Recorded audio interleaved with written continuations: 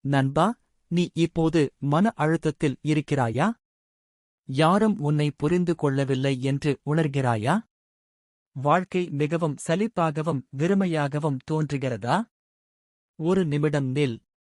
உன்னை உருவாக்கியவர் யார்? அல்லாஹ். இந்த உலகில் எந்த ஒருவரையும் நோக்கம் இல்லாமல் அல்லாஹ் படைக்கவில்லை. அல்லாஹ் கூறுகிறார், கஷ்டத்திற்குப் பிறகு நிச்சயமாக இலகவும் உண்டு. சூரா அஷ்ஷர் 94:6.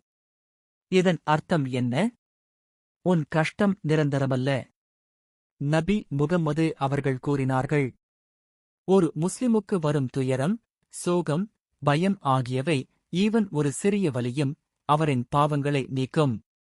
அதனால் நீ இப்போது அனுபவிக்கும் வலியும் அல்லாஹ்வின் முன் நற்கூலியாக மாறுகிறது.